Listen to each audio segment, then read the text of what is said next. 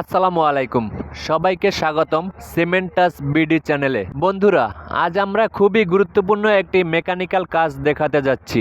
আপনারা ভিডিওতে যে ক্যাম্প শ্যাফটটি দেখছেন, এই ক্যাম্প শ্যাফটটিকে আমরা মেনটেনেন্স করার জন্য এর বেয়ারিং এবং পুলি এগুলো আমরা খুলে আলাদা আলাদা করে ফেলবো। এটা হচ্ছে আমাদের একটি ভাইব্রেটর স্কিন এর ক্যাম্প শ্যাফট।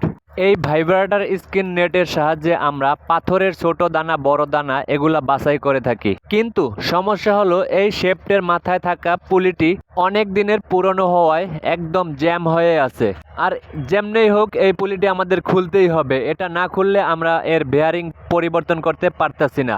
অনেকে হয়তো ভাবছেন হাতুড়ি দিয়ে বাড়ি দিলেই তো খুলে যায়, কিন্তু না বন্ধুরা, অত সহজ নয়।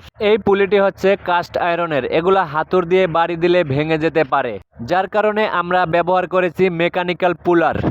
দেখুন পুলারের কাজগুলো। পুলারটির 3 দাঁত পুলির সাথে শক্ত করে আটকে দেওয়া হয়েছে, আর পুলারের মাঝে থাকা থ্রেড বোল্টটি শ্যাফটের একেবারে সেন্টার পয়েন্টে বসানো হয়েছে।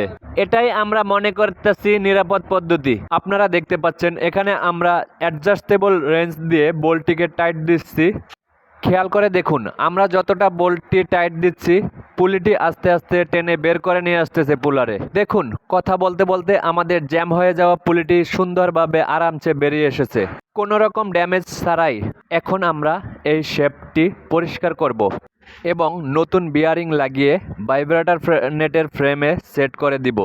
আপনারা যদি দেখতে চান আমরা এই পুরো ভাইব্রেটর মেশিনটি কিভাবে ফিটিং করি, তাহলে অবশ্যই কমেন্টে জানাবেন। ভিডিওটি ভালো লাগলে লাইক দিবেন এবং মেকানিক্যাল কাজের এই চ্যানেলটি সাবস্ক্রাইব করুন, অনেক কিছু শিখতে পারবেন। ধন্যবাদ।